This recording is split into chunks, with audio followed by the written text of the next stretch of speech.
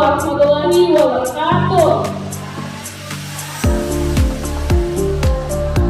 Baiklah, pertama-tama saya mengucapkan terima kasih banyak atas kehadiran ibu-ibu sekalian yang terus datang untuk menyaksikan aksi nyata saya, yaitu inseminasi budaya positif, yang insya Allah pengetahuan yang saya dapatkan dari CPT ini akan saya indahkan kepada bapak ibu-ibu pada sore hari ini. Baiklah, sebelum saya masuk ke pembelajaran pertama, baiklah, mungkin saya mau menanyakan dulu, menurut bapak ibu budaya positif itu seperti apa sih?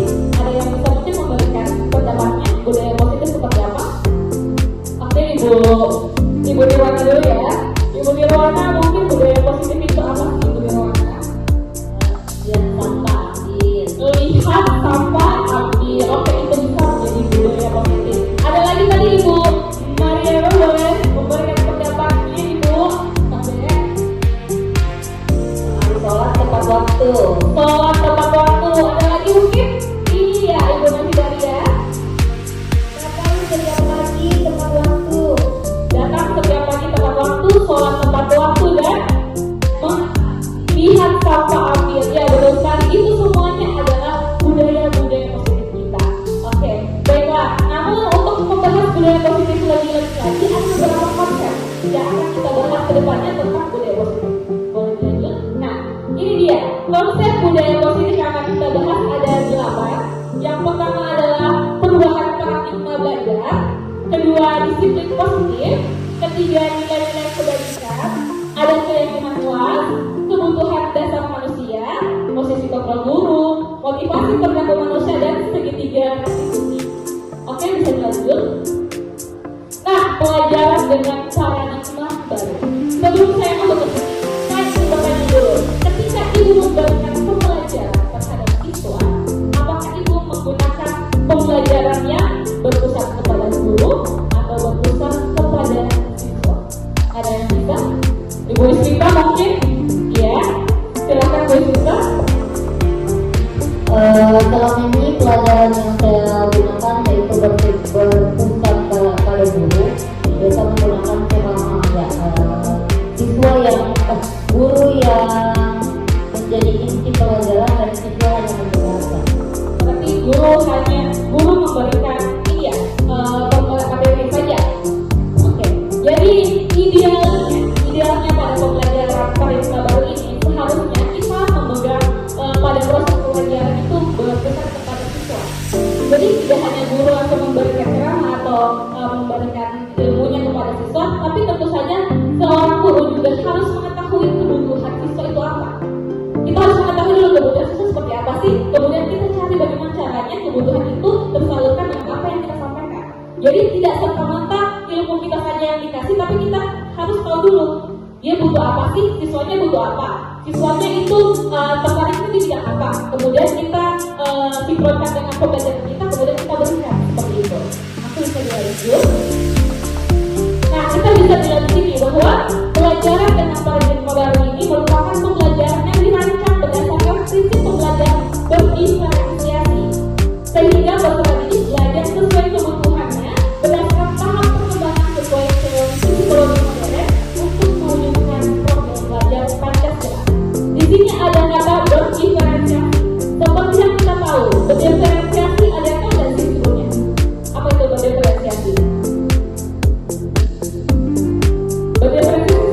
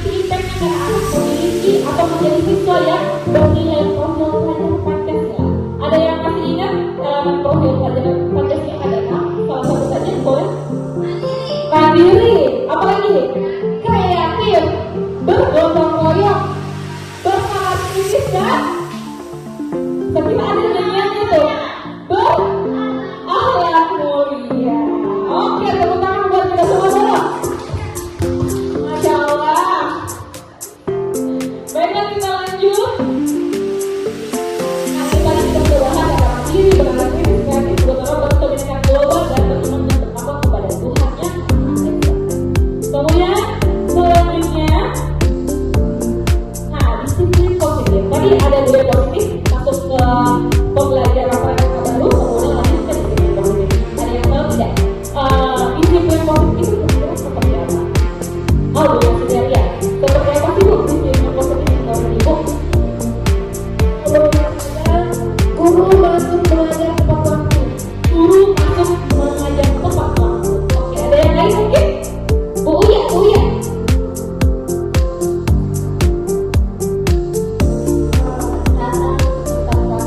Datang tepat waktu juga ya. Ada yang lain mungkin Bu Nirwana atau ibu. Positif itu adalah kebiasaan yang sering dilakukan. Oh, kebiasaan ya. Salah satu contohnya kan datang tepat waktu boleh ya. Jadi disiplin positif itu merupakan sebuah kebiasaan yang baik ya, atau praktik baik yang sering kita lakukan sehari-hari. Oke, bisa dilanjut. Nah, di sini kita bisa lihat disiplin berasal dari kata disiplina yang artinya belajar. Disiplin mengacu pada disiplin diri yang memiliki tanggung jawab terhadap apa yang dia lakukan berdasarkan nilai-nilai yang diyakini. Nah, di sini kita melihat bahwa ketika siswa memiliki nilai-nilai yang dia pegang, ketika siswa memiliki nilai-nilai yang dia anut, dan dia bisa mempertanggungjawabkan nilai-nilai tersebut, itu dia berhasil untuk menjadikan disiplin itu sebagai disiplin dirinya.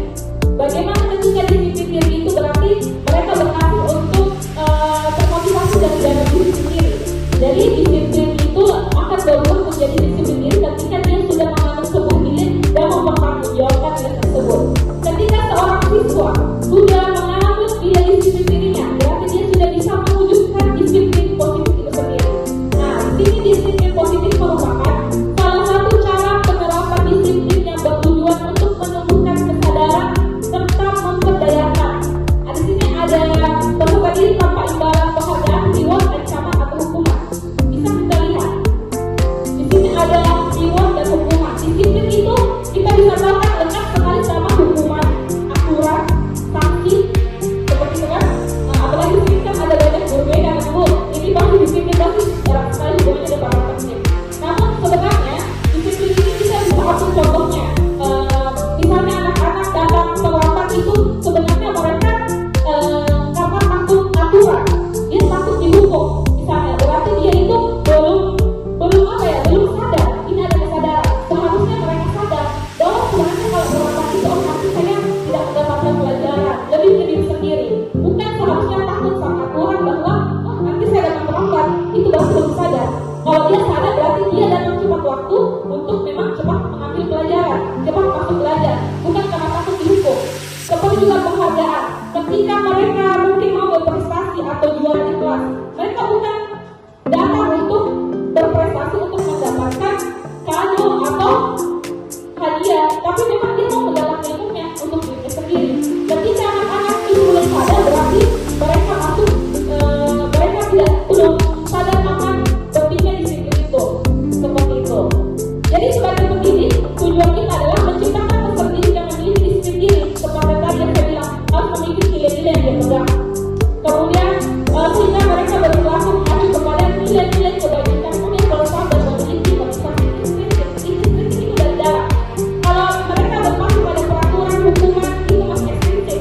Kalau ekstrinsik itu kesadaran diri seperti itu. Dan berlaku yang ke arah yang baik. Di sini ada nilai-nilai kebajikan universal. Ada yang tahu nilai-nilai kebajikan universal itu seperti apa? Nilai-nilai kebajikan berarti nilai yang baik. Bisa mungkin di next langsung. Nah, kita bisa nilai-nilai kebajikan adalah nilai yang disepakati bersama, lepas dari suku bangsa, agama, bahasa maupun latar belakangnya. Jadi di sini bisa kita lihat bahwa nilai-nilai nanti yang kita ambil tadi sebuah nilai yang kita sepakati bersama. Di dalam sini banyak sekali nilai-nilai kebajikan. Contohnya pada profil pelajar Pancasila, semua elemen itu termasuk nilai-nilai kebajikan. Ada juga toleransi, rasa hormat, dapat dipercaya, hati lurus, semua hal-hal lain biasanya bisa disebut dengan nilai-nilai kebajikan. Begitu ya Bu, bisa dilanjut.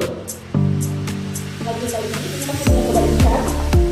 Baiklah, selanjutnya ada keyakinan kelas. Keyakinan kelas di sini lanjut. Berarti guru berperan dalam mewujudkan terbentuknya keyakinan sekolah atau kelas dengan adanya kesepakatan antara guru dan murid. Nah, di sini ada pertanyaan, mengapa keyakinan kelas? Mengapa bukan peraturan kelas? Menurut Ibu apa? yang bisa? Masya Allah, boleh. Nuni. Tadi.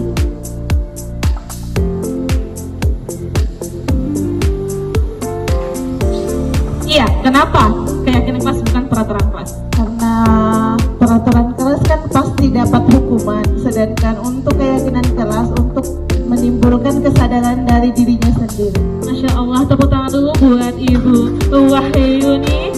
Bagus sekali ya Ibu. Ya silahkan masuk Ibu, langsung ke depan.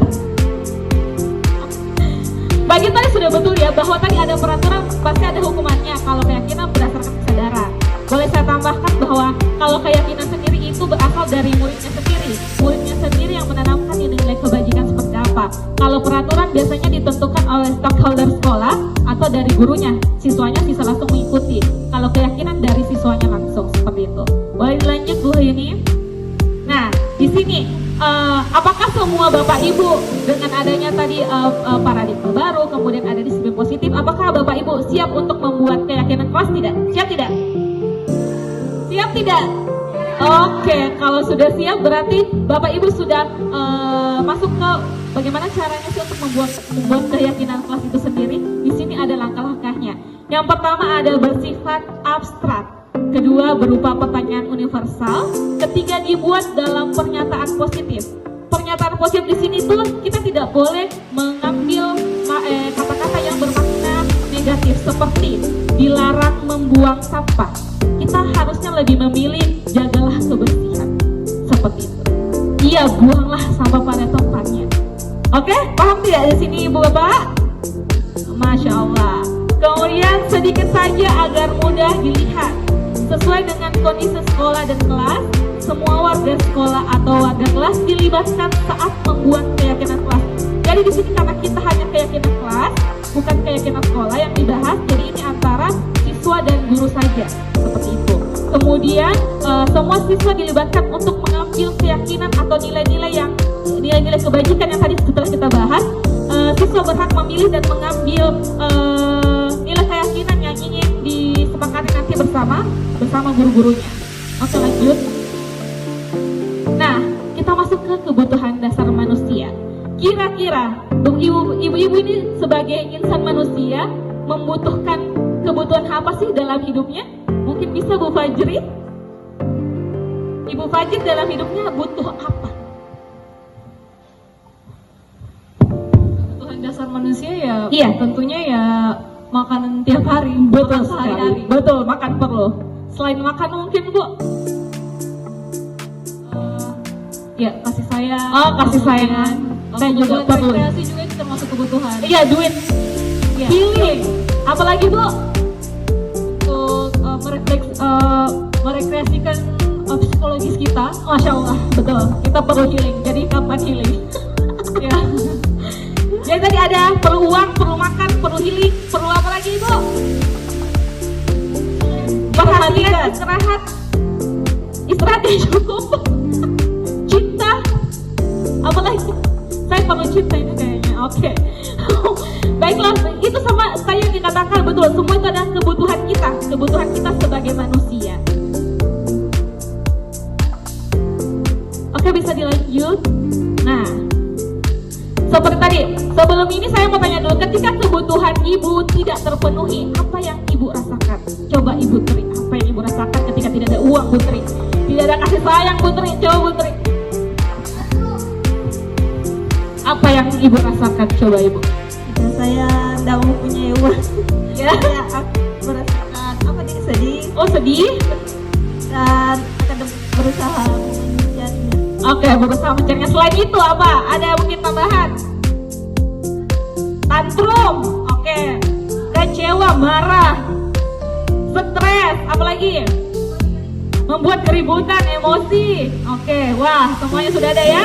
Jadi sebenarnya itu semua sama dampaknya seperti siswa kita. Nah, di sini ada pernyataan. Ketika seseorang murid melakukan suatu perbuatan yang bertentangan dengan nilai-nilai kebajikan, itu kan tadi kayak tantrum dan sebagainya, itu kecewa, sedih, murka, itu semuanya melanggar nilai-nilai kebajikan ya. Atau melanggar peraturan. Hal itu sebenarnya dikarenakan mereka gagal memenuhi kebutuhan dasar mereka. Jadi mereka tidak mendapatkan apa yang mereka butuhkan, jadinya mereka tantrum, mereka kecewa, mereka mungkin malas belajar, mungkin ada hal-hal yang kebutuhannya tidak terpenuhi dari diri dia. Oke, lanjut. Nah, di sini kebutuhan dasar menurut teori itu ada 5. Yang pertama bertahan hidup. Nah, ini ada makanan di sini. Seperti yang Ibu juga ada makanan, pakaian, tempat tinggal, keamanan dan kesehatan. Ada juga kasih sayang. Yang butuh cinta tadi siapa ya? Yowana ya. Dan juga perlu kasih sayang, rasa diterima, dipedulikan, berbagi kerjasama, menjadi bagian dalam kelompok. Kemudian ada yang kebutuhannya penguasa. Dia perlu harga diri, keinginan untuk dianggap, memimpin, berprestasi, diakui dan didengar. Kemudian ada kebebasan, yaitu mandiri, memiliki pilihan, mencoba hal baru, dan mampu mengendalikan arah dirinya. Yang kelima adalah kesenangan. Kita semua butuh kesenangan, yaitu bermain, humor, antusiasme, dan tertawa.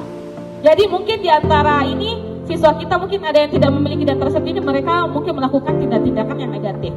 Coba dilanjutkan dulu. Nah, ini ada studi kasus. Coba, ketika saya membacakan, anggaplah ibu ini sebagai Ibu Rahma. Ibu Rahma di mana ya? Tidak ada, aduh. Ibu Rahma guru wali kelas 11 MPLB 2. Sedang bingung menghadapi ulah salah satu murid di kelasnya, yaitu Anto. Beberapa anak telah mengeluhkan Anto yang seringkali meminta bekal makan siang mereka dengan paksa. Jika Anda menghadapi situasi seperti Ibu Rahma, apa yang akan Anda lakukan? Menurut Anda kira-kira apa alasan Anto melakukan itu? Ada yang bisa membantu saya? Kira-kira apa sih alasan dari Anto itu selalu saja meminta bekal makan siang temannya? Kalau Anda sebagai guru, Anda melakukan apa? Kira-kira ada yang bisa? Oke, silahkan Bu Fajri. Tentunya mungkin kalau kami sebagai wali kelas ya, sebagai Ibu Rahma di sini, kita lakukan dulu pendekatan secara persuasif ya, menyampaikan apa alasannya kenapa Anda seperti itu. Kemudian setelah dia menyampaikan apa penyebabnya, ya kita mungkin sebagai guru memfasilitasi bagaimana untuk mencari solusi.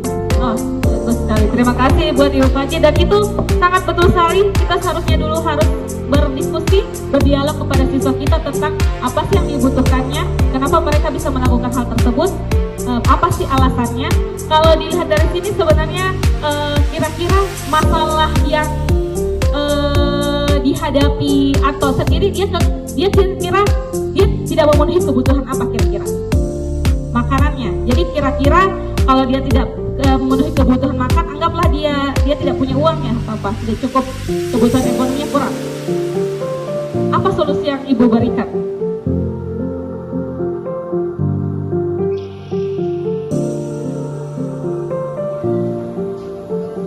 Menghubungi orang tuanya. Terus apa lagi kira-kira? Iya. Menanyakan kepada siswa tersebut, tadi sama dengan Bu Fajri ya, kemudian menelpon orang tuanya. Boleh juga sebenarnya kita memberikan sedikit atau mengajak teman-teman untuk memberikan dana sosial, mungkin bisa juga kepada ini kalau misalnya memang dilihat dari ininya kekurangan ya. Oke, bisa dilanjut. Nah, di sini ada 4 alasan yang bisa kita ambil. Kita bisa lihat misalnya jika alasan pertama karena ia lapar dan orang tuanya tidak membawakannya bekal makan siang, maka kebutuhan dasar yang sedang berusaha dipenuhi oleh Anto adalah kebutuhan untuk bertahan hidup. Jadi kira-kira kalau tadi Bapak Ibu menjawab dia kekurangan makanan, ini bisa masuk ke bertahan hidup tidak atau survival? Bisa tidak? Oke. Yang kedua, alasan kedua, karena dia merasa senang temannya jadi memperhatikan dia. Ketika temannya melaporkan tindakannya itu pada gurunya dan gurunya memberitahu orang tuanya, sehingga orang tuanya jadi memperhatikan dia. Berarti dia butuh kasih sayang ya, dia butuh perhatian. Jadi dia ganggu temannya untuk dapat perhatian dari guru-guru atau teman-temannya. Yang ketiga, karena temannya jadi takut dengan dia dan menuruti keinginannya, maka sebetulnya Anto sedang berusaha memenuhi kebutuhan dasarnya akan kekuasaan.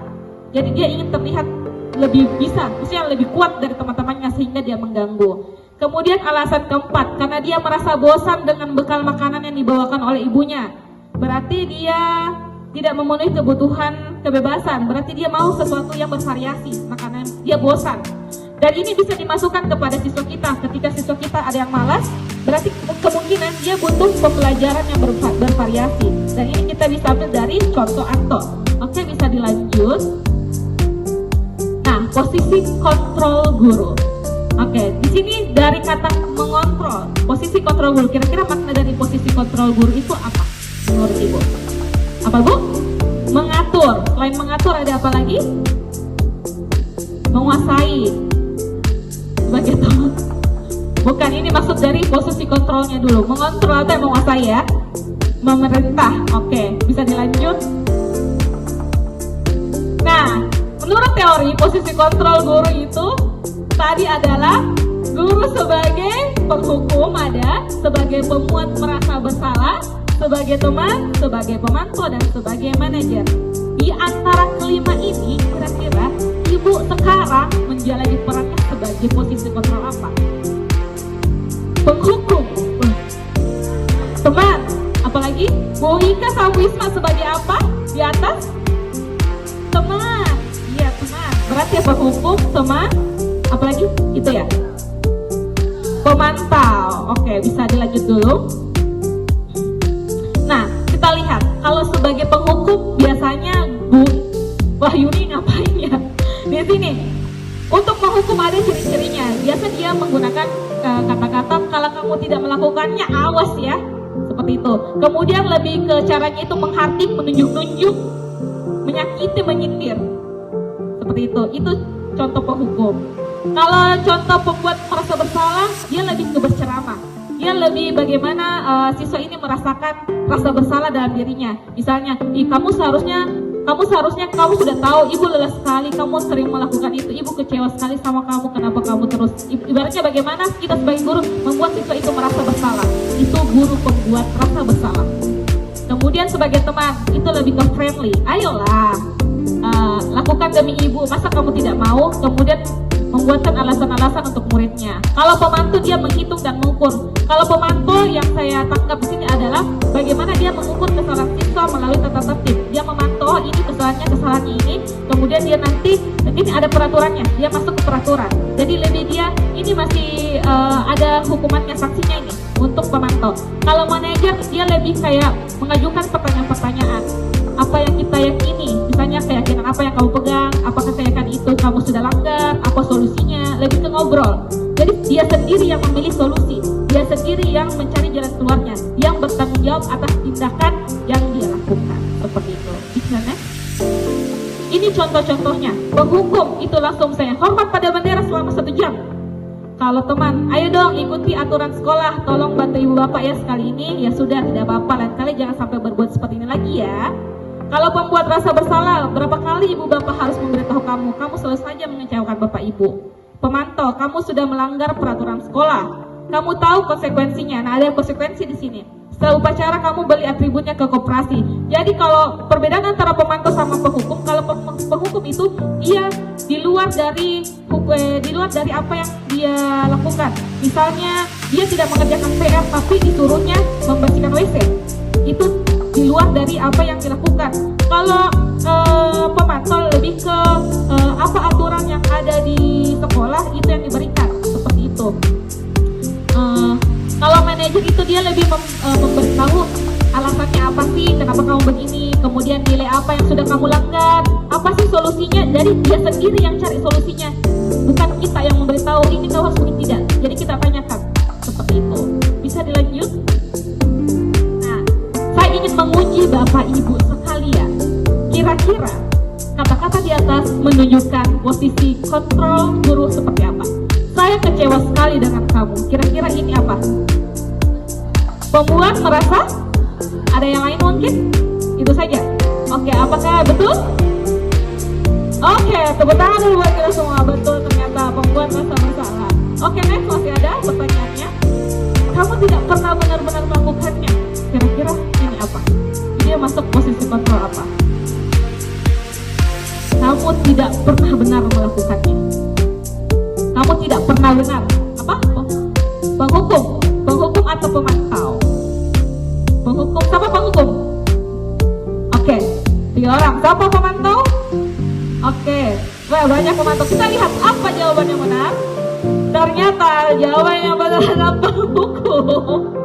Oke, kita lanjut. Masih ada? Apa rencanamu untuk menyelesaikan masalah ini?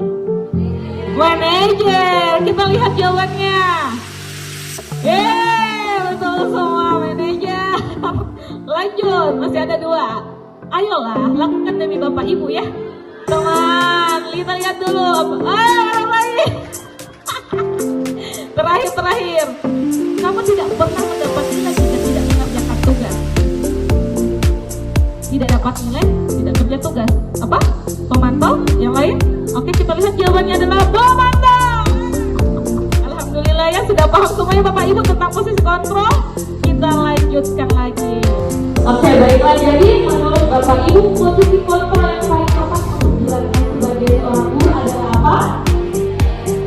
Manajer katakan apa tadi? Manajer kira-kira. Karena adanya diskusi, kemudian sepakat. Oke. Fasilitator, punya diskusi, kemudian apa tadi Ibu? Kesepakatan. Lebih juga ini kita tidak memberikan hukuman ya, tetapi dia sendiri yang mencari solusinya. Kita tidak ada hukuman buat dia. Jadi yang paling ya, tapi di posisi kontrol tersebut sebaiknya seorang guru menggunakan posisi kontrol sebagai manajer. Asik. Kita lagi. Motivasi perilaku manusia. Motivasi perilaku manusia itu ada 2, ada ekstrinsik dan intrinsik, atau dari luar dan dari dalam diri. Oke, lanjut. Nah, di sini kita bisa lihat pada poin 1 dan 2. Di sini untuk menghindari ketidaknyamanan atau hukuman itu masih masuk ke motivasi ekstrinsik. Yang kedua, untuk mendapatkan imbalan atau penghargaan dari orang lain itu motivasi ekstrinsik. Jadi bisa kita lihat pada tadi contoh tadi ya, sebelumnya ketika mungkin kamu terlambat kemudian kamu takut akan hukuman, itu berarti masih di luar diri kamu. Kalau kamu ingin menjadi prestasi untuk mendapatkan hadiah dari orang, itu berarti masih di luar diri kamu, bukan dari dalam diri kamu. Yang ketiga, untuk menjadi orang yang mereka inginkan dan menghargai diri sendiri dengan nilai-nilai yang mereka percaya, itu masuk ke motivasi intrinsik. Jadi dalam diri sendiri tadi bagaimana dia sadar akan nilai-nilai yang dia kerja. Oke, lanjut. Nah, dari 3 motivasi tadi itu terdapat 3 istilah, ada hukuman, ada konsekuensi, dan ada restitusi. Dan kita pasti sudah sering mendengar hukuman dan konsekuensi. Nah, restitusi ini merupakan hal yang baru buat diri sendiri. Nah, oke, kita lihat apa sih perbedaan dari 3 ini. Nah, perbedaannya itu kalau hukuman itu dia tidak terencana, jadi bisa tiba-tiba saja tidak sesuai aturan. Kalau konsekuensi itu lebih ke aturan. Kalau sekolah itu masuk ke konsekuensi karena ada aturan, dia bersifat terencana, ada rencananya memang. Kalau restitusi lebih ke tadi kayak manajer, jadi cari dulu, kemudian anak-anak memperbaiki kesalahannya, kemudian mencari solusi sendiri. Paham Ibu sampai sini? Allah, lanjut. Nah, tadi kita berbicara tentang restitusi. Di sini ada segitiga restitusi. Segitiga restitusi itu bertujuan untuk menyelesaikan masalah dari siswa kita. Bisa dilanjut? Nah, di sini ada 3 tahapan dalam segitiga restitusi. Yang pertama, menstabilkan identitas. Kedua, validasi tindakan yang salah. Ketiga, menanyakan keyakinan. Untuk menstabilkan identitas, bisa di next. Di sini menstabilkan identitas dilakukan berdasarkan prinsip bahwa membuat kesalahan adalah bagian dari proses pembelajaran yang nantinya akan menggeser identitas gagal ke arah identitas sukses. Pertanyaannya bisa dipakai yaitu berbuat salah itu hal manusiawi. Tidak ada manusia yang sempurna. Jadi ketika ada anak yang membuat kesalahan, yang pertama kita lakukan adalah menstabilkan identitasnya dia dengan kata-kata seperti ini. Oh, itu hal yang manusiawi. Bukan berarti kita membenarkan apa yang dilakukan, tapi memaklumi. Ya, itu harus menerangkan kita memaklumi karena memang dari kita semua pasti manusia, pasti pernah bersalah seperti itu. Oke, lanjut. Setelah menstabilkan masalah tadi itu, pasti anak-anak sudah merasa tenang bahwa oh iya, semua orang melakukan salah, bukan saya saja. Berarti dia sudah merasa. Kita mencoba membuat hatinya tenang dulu, supaya lihat seperti perasaannya. Kan pasti mereka tahu salah kayak ini. Padahal semua orang pernah bersalah, tapi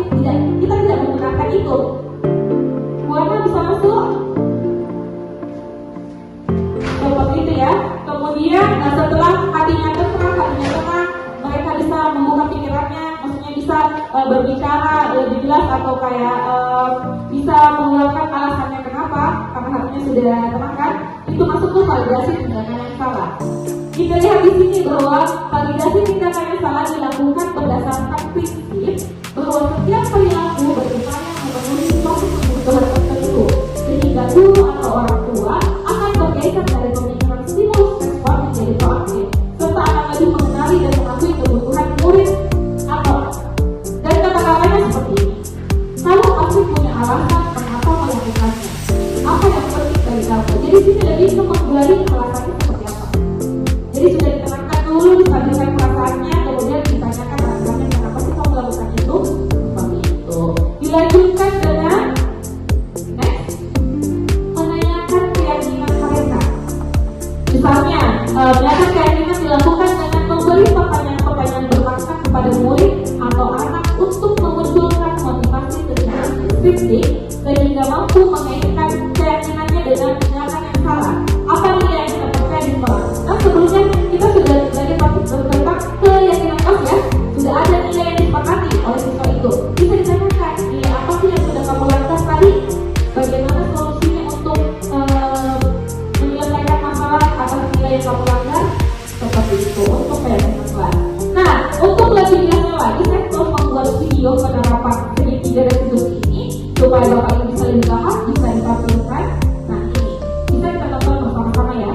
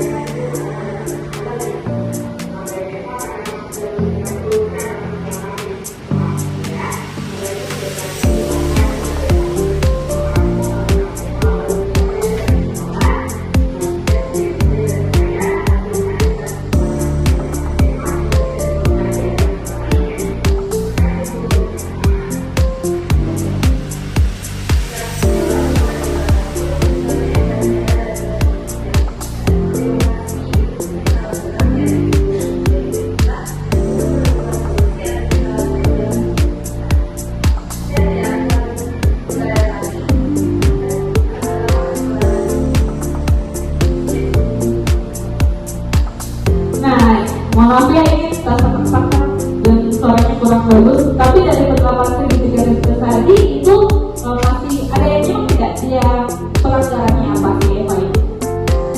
Terlambat datang ke sekolah, alasannya apa dia terlambat? Begadang ngapain ya? Nonton drakor. Tadi memang tidak bagus suaranya jadi kedengarannya. Oke, jadi yang dilakukan pertama kali tadi gurunya apa?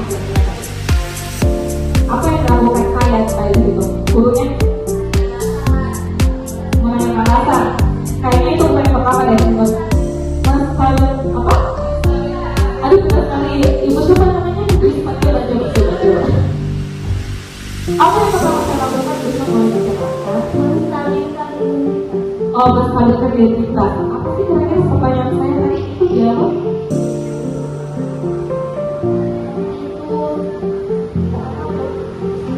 Tidak apa-apa buat kesalahan. Itu bisa menstabilkan identitas ya. Kira-kira selanjutnya ibu gurunya baik apa ya? Setelah menstabilkan identitasnya, validasi tidak ada kalah. Seperti apa saya tanyakan? Mengenai alasan. Oh iya. Kemudian yang terakhir, ada yang bisa mungkin yang terakhir? Menanyakan? Keyakinan. Coba Bu Yowana yang semangat sekali ini. Coba. Menanyakan keyakinan. Mengenai keyakinan validasi. Menanyakan keyakinan validasi seperti apa tentu saya menanyakan. Apa yang disebabkan jelaskan?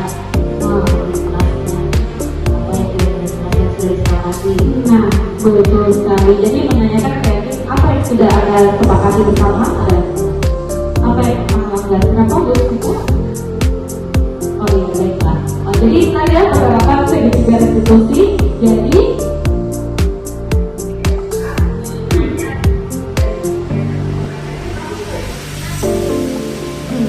kesimpulannya untuk hari ini adalah kita sebagai seorang guru yang baik harus memiliki kemampuan dalam mewujudkan budaya positif di sekolah. Budaya positif tersebut dapat dijalankan dengan menerapkan konsep-konsep yang tadi ya, ada disiplin positif, nilai-nilai kebajikan, keyakinan kelas, kebutuhan dasar manusia, posisi kontrol guru, motivasi perilaku manusia, dan juga segitiga restitusi. Oke, baiklah, mungkin itu saja untuk definisi budaya positif saya. Semoga memberikan impact dan bisa diterapkan dalam kelas Bapak Ibu ya sekalian. Itu saja dari saya. Terima kasih. Wassalamualaikum warahmatullahi wabarakatuh. Terima kasih semuanya Bapak Ibu.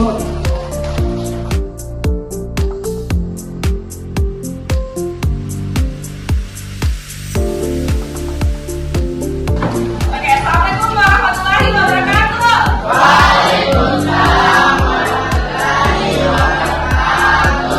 Bagaimana semua kabarnya hari ini? Alhamdulillah. Baiklah, hari ini kita akan bersama-sama membuat sebuah keyakinan kelas. Ada yang tahu tidak keyakinan kelas itu apa? Ibu jelaskan dulu ya. Keyakinan kelas itu hampir sama dengan sebuah peraturan atau tata tertib yang ada di sekolah yang sering kalian patuhi ya. Sebuah tata tertib. Nah, kenapa keyakinan kelas? Ada yang tahu kenapa sebuah keyakinan bukan peraturan?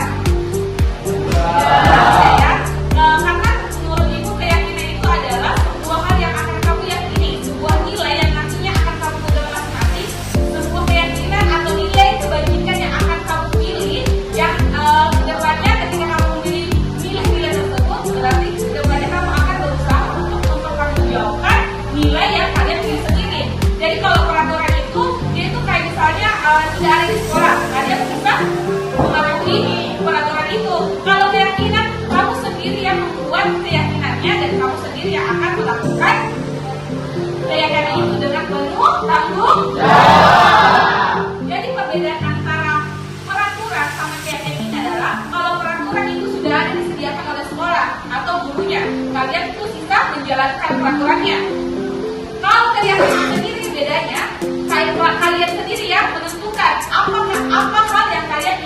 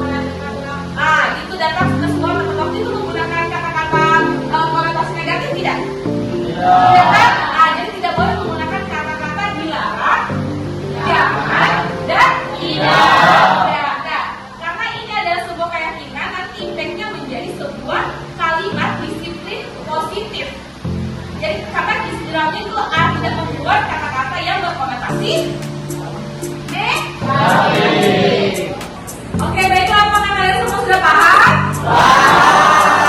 Berarti kita bisa membuat kegiatan kelas tidak? Oke, baiklah, sekarang karena kalian sudah siap untuk melakukan kegiatan kelas, Ibu akan membagikan 4 orang sticky note ini dan kalian akan menuliskan masing-masing keyakinan atau nilai-nilai apa sih yang akan kalian yakini 4 orang itu satu. Dan sebentar ketika kalian selesai menuliskannya, kalian bisa menempelkan masing-masing di kertas keyakinan kelas ini. Dan sebentar ketika kalian sudah menempelkan semua keyakinanmu, kita akan menyepakati bersama-sama keyakinan apa sih yang akan kita pilih bersama untuk disepakati. Paham? Oke, baiklah, Ibu akan membagikan 1, 2, 1.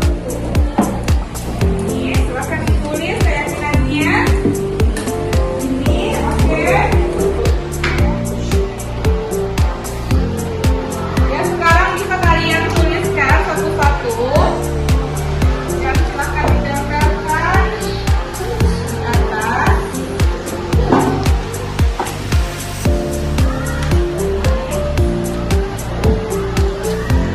Fani, Syawal.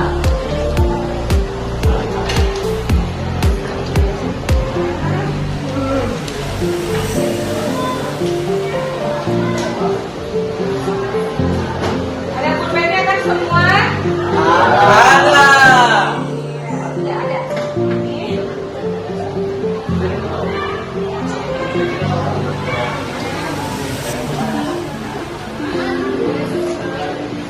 Ya.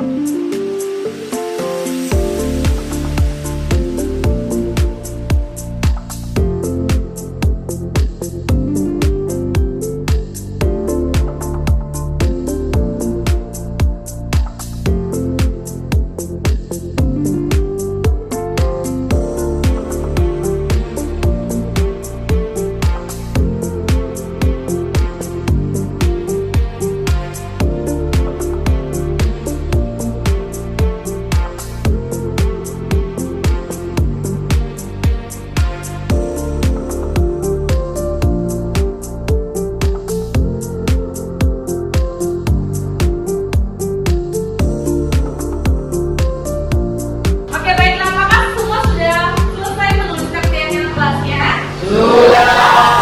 Nanti yang telah selesai silahkan menempelkan pada kertas keyakinan kelas kita di bagian sebelah kanan. Nanti setelah itu kalian setelah menempel semua di sebelah sini, kita akan mencari satu dan beberapa kesepakatan yang akan kita kerja sini dan inilah yang akan kita sepakati bersama. Jadi bagi yang sudah selesai silahkan sekarang bisa menempelkan di atas satu-satu ya. Saya bisa lebih ada lagi. Satu-satu yang sudah silahkan dulu.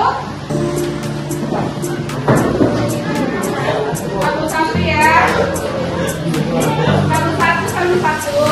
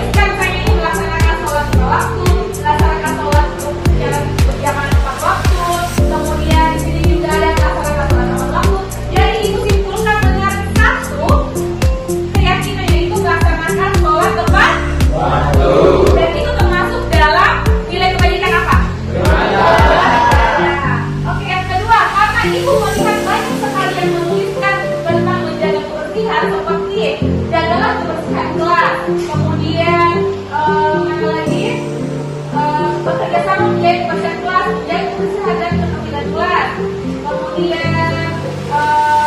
karena banyaknya lebih dari satu orang yang menuliskan menjaga kebersihan, jadi ibu menentukan lagi satu kesimpulan untuk di sini untuk keyakinan kelas kita itu menjaga kebersihan. Dan itu adalah salah satu nilai kebaikannya apa?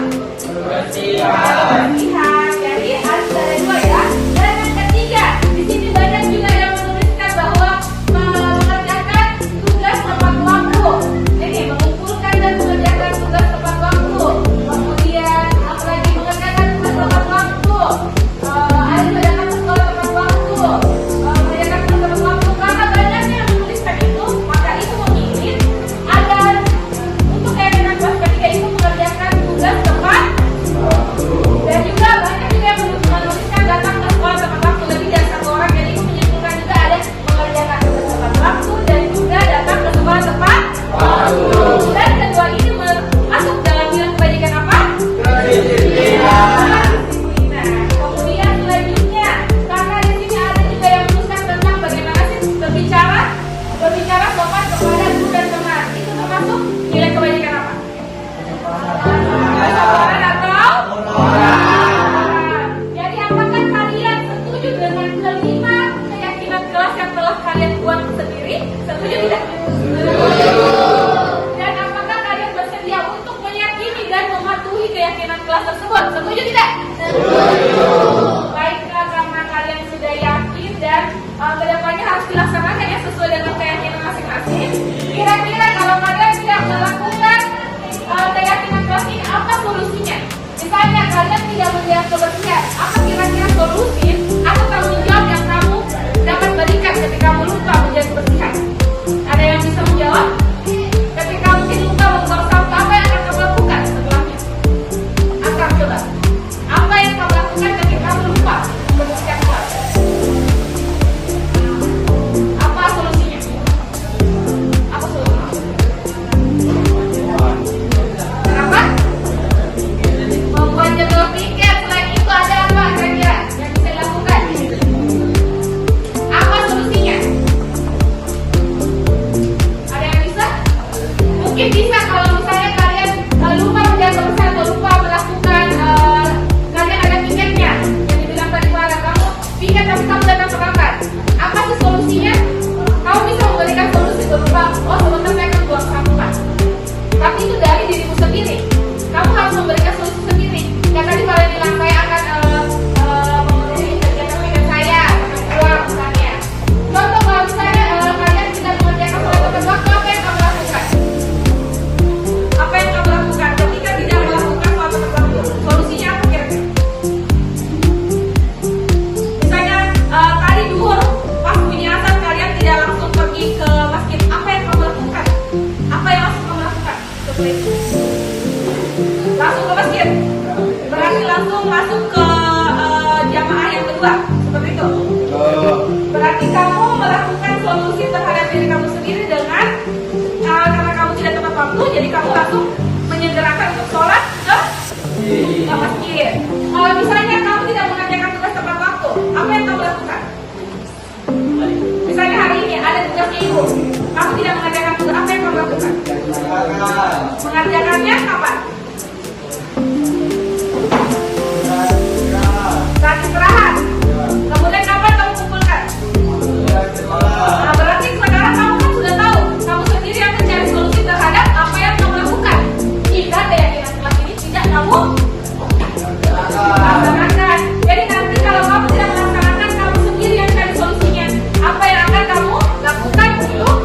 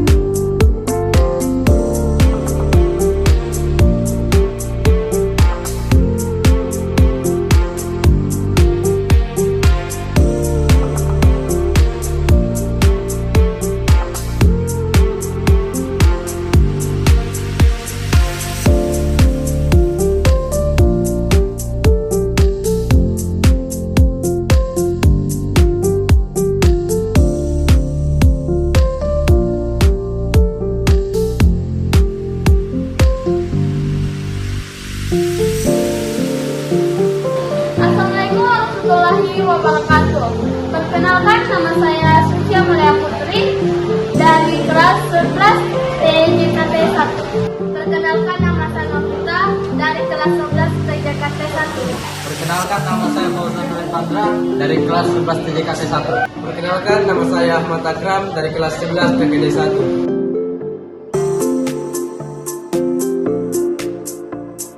Seru sekali. Senang sekali, Bu. Sangat bersemangat.